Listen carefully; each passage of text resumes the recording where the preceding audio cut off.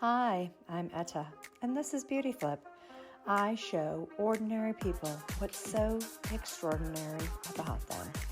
And today we're diving into how to really, truly find happiness. So, my lovely lovelies, it's time to let the good times roll.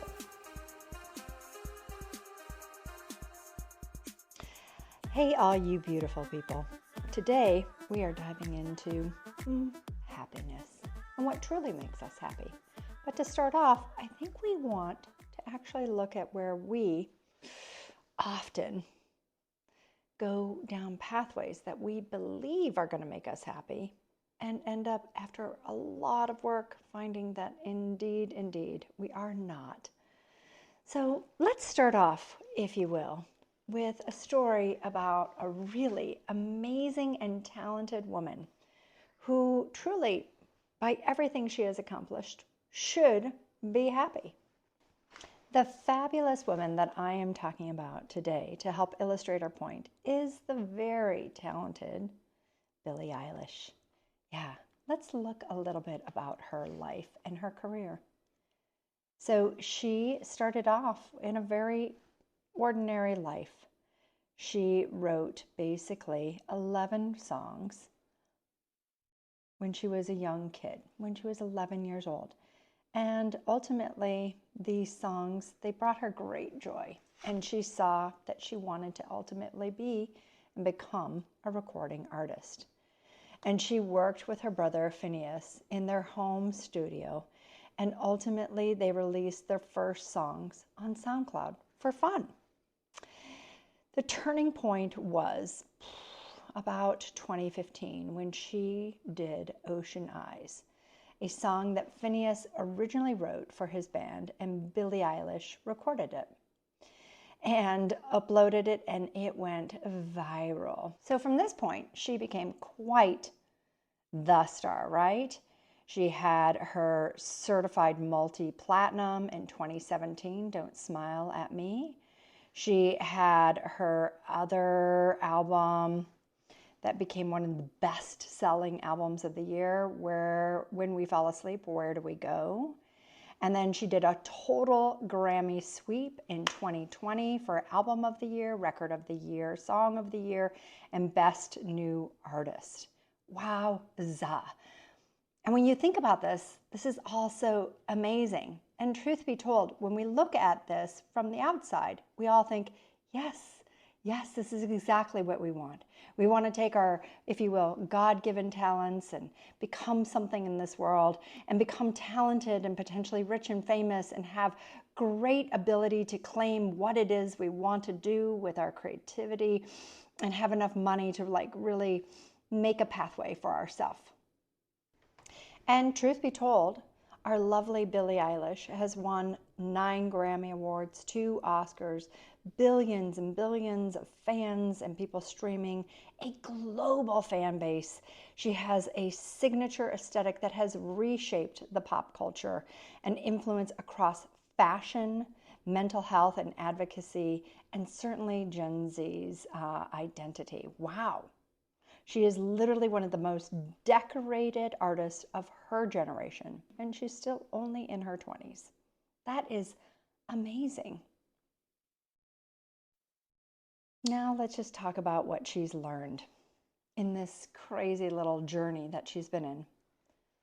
What she learned was that being famous actually did not make her happy, and that her achievements, the more she achieved, did not fix the sort of sadness and or depression that she felt internally.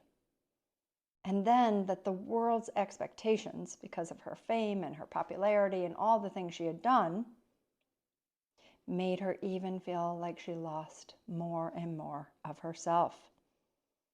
And that she needed to rebuild her life around normalcy as opposed to notoriety. And if you could just think about it, like if Billie was here with me today and she knew my concepts, she might even say, yeah, I did. I chased the uneven playing field and I actually was really good at it. I achieved so much. I achieved fame beyond all. I achieved achievements that most people can only dream of. And I was rich, and I had affluence and influence. And really, when we look at that, and when we do, if you will,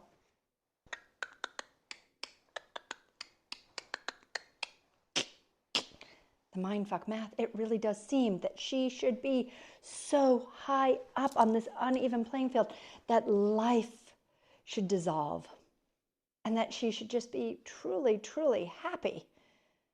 But this isn't what happened. And now, this episode, we're going to look at not just the lessons of Billie Eilish, but truthfully, how we don't always know what makes us happy, and how to flip that script and figure out how to make us find a life that is beautiful and satisfying, and one that we just thoroughly enjoy. Well, some of you are probably saying, that's just crazy. That's just crazy. No. No. Billie Eilish is a one-off. And I'm just going to say, I hate to tell you, but no, there are so many stories of people who achieved everything that they went out to achieve and found in it that in the end, there was something missing. And ultimately, like Billie, who got everything that she dreamed of, and the world told her she should be happy, if not downright ecstatic, her body, her spirit, her bloody nervous system basically said, no, this is not it. And to some degree or another, she discovered that happiness lives in small, human, grounded parts of life and not in the fantasy. Thank you, Billie. So let's dive in, and now for a little edification, we're going to look at some neuroscience about why we are just the worst at predicting what makes us happy. Today, the friends that I'm inviting to come play with us are Daniel Gilbert and Timothy Wilson. They did some research on this very specific topic of why humans are very bad at predicting what makes us happy. Yeah, so in a nutshell, the brain has very faulty prediction modeling. And if we can think about some of the things we already know, part of that is because we sort of look to the past to sort of figure out what we want in the future. And the past is filtered and filtered and filtered and filtered, and then filtered some more based on emotions from our past, things that we were taught from our past, and cultural norms. So in this, Timothy and Daniel basically showed that there's a way that humans just overestimate consistently on how good or bad the future is going to be. Hello, that's a big deal. We overestimate all the time. So sometimes we might actually think things are going to be worse, and then it turns out, not so bad. Or we actually think, like Billie, oh my God, I'm going to win all these awards. I'm going to have all this fame. I'm going to be able to do whatever I want. And then we find out, wow, I'm not happy, right? The other things is that we misjudge the duration for how long we think we're going to feel good. In general, there's a way that we tend to go back to a normative experience in our brain, and those feelings of both good and potentially what I'll call maybe upsetting feelings might not last as long as we think they will. The third thing is that we, as I mentioned from the top, project from the wrong data. We will take from our past or from society, and we'll sort of assume what we think would make us happy, given what we think is available to us. And can I just say, Timothy and Danielle, to me, that sounds like the mindfuck math right there, because we're trying to calculate what it is that's going to make us happy when we can't even really see clearly what's there for us. And then ultimately, we are always biased. We have biased mental simulations. And these are incomplete and distorted. And this is partially because we filter out tons and tons of data. And secondly, because most of what we keep and what we build our decision making on comes from emotional historical data. Well, oopsie. So, can we just thank Daniel Gilbert and Timothy Wilson, these fabulous scientists who can help us understand that, oh, maybe we need to rethink how we think about our future. I think that's where we should go next. Okay, my fabulous little unhappy people, let's take a look at what potentially does make us happy. So, in this really wonderful science, neuroscience, what they have begun to understand is that there is a way that things can reliably activate the brains, and they call this sustainable happy circuits. Oh, I want to activate those. Do you? Yes, let's do that. Neuroscientists look at basically 5 sort of aspects that truthfully make us happy little campers. And the first one of these would be connection. We are social beings, and we look for so much connection. Matter of fact, often we feel the most happiest when we are sharing something and someone potentially either understands and or reflects back a similar way of experiencing or seeing the world. That makes us uber happy. So in this, that is this place where it really kind of tends to a long-term well-being. And this is one of the strongest predictors of happiness across all the research. So I'm just going to say that again. Connection is one of the strongest ways that we're happy. Wowza. Okay, but we move on. The second one, my lovely unhappy people, is purpose and contribution. We actually really get excited about this one, to the point where our brain, when we feel purposeful and we feel that we are contributing to a team, to a company, to a cause, there is a major dopamine flooding of the brain. Ooh, and if I can tell you again what dopamine does, that is the happy drug of our lovely little brain.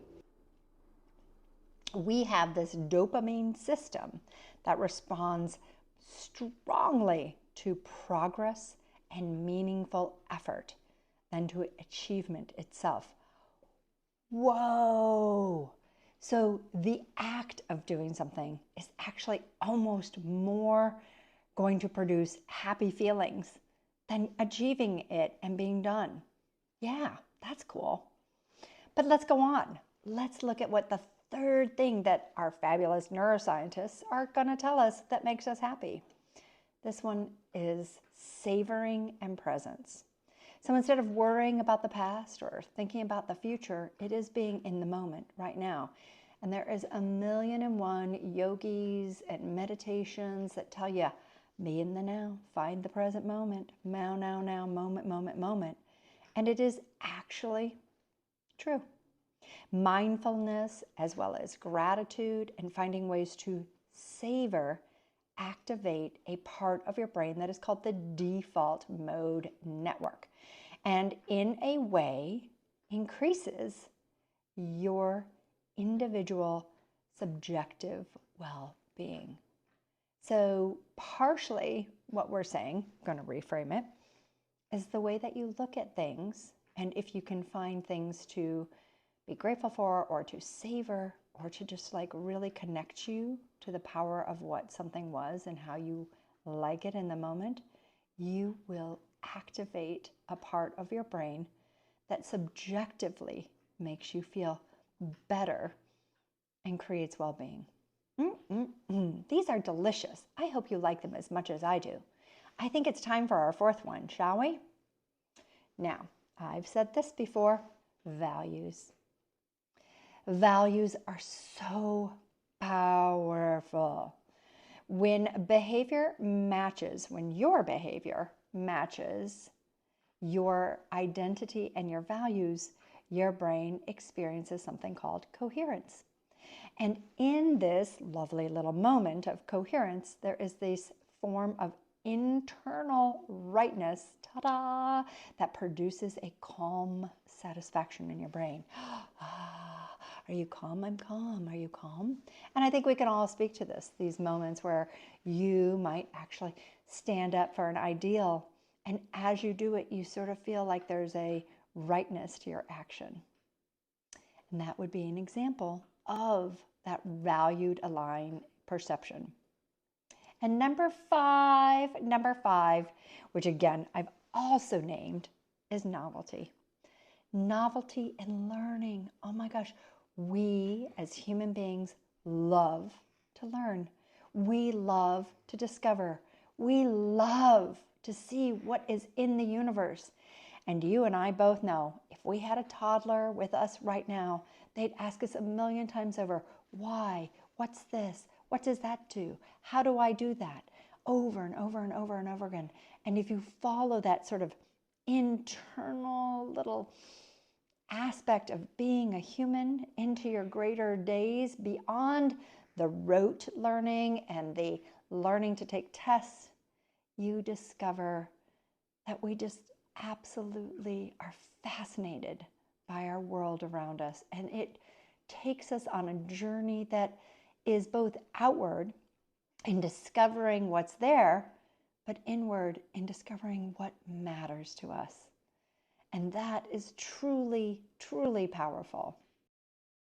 I would say also novel experiences stimulate, again, dopamine and neuroplasticity. A word I haven't used for a while, so let's just go over neuroplasticity. Neuroplasticity is this way that we can rewire our brain. Basically get in there, maybe do some dusting, kind of clean up some aspects of part of our brain, old ways of thinking about things, new ways, new pathways to look at the world. This just is so absolutely delicious to us. So, okay, Alta, that's great. I really like it. Okay, so thank you for that lesson in how to be happy. What do I do with that? I am so glad you asked, you awesome little listener. Let me tell you.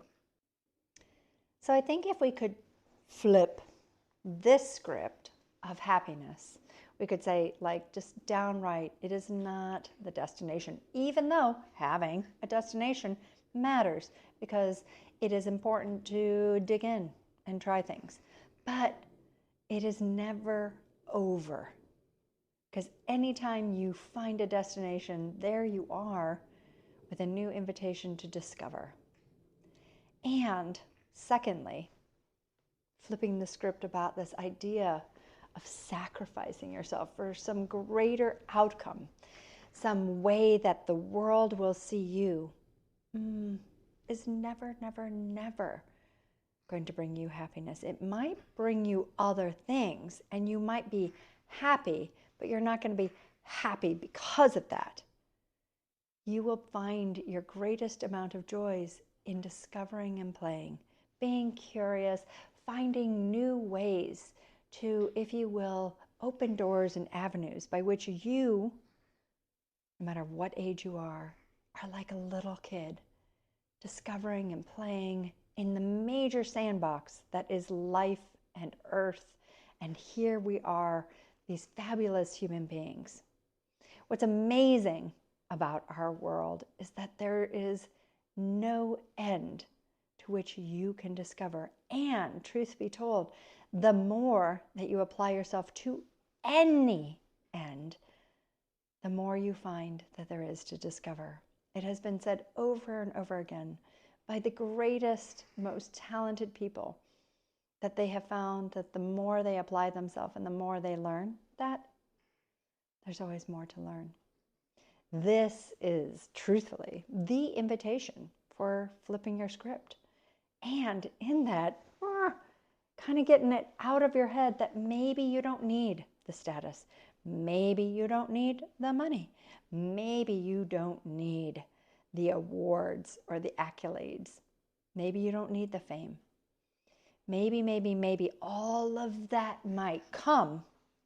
But truth be told, none of it is where your happiness lies.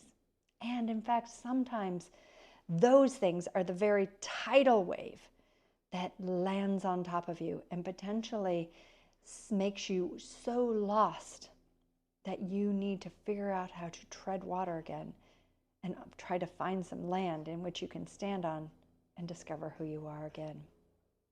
Now, if we look at a really beautiful quote from one of my besties, I think it sums it all up. Here is a quote from, if you will, the father of flow research, which, good stuff, flow, really does go with this whole topic that we're talking about. So,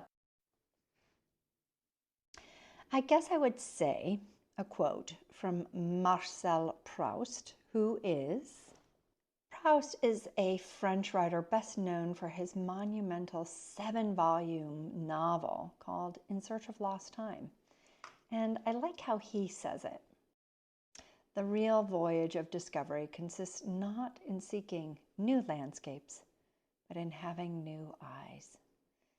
So, in the end, the flip that you are being asked to flip is you. Is seeing how the world is there to help you discover what might be right in front of you. But you will have to question your perception, question what you see, feel, hear, taste, and touch, and what you think you already know. And that, my lovely little, maybe unhappy human beings, is the invitation. And sometimes, even in our greatest despair, might be the beautiful seed to discovering something fabulous and new that brings all the aspects of learning and stretching and growing that is a place of satisfaction and maybe even happiness. So I bid you adieu, as Marcel would say, and I'll see you next week. Thanks for joining me on the happy ride. I so appreciate you hanging out with me.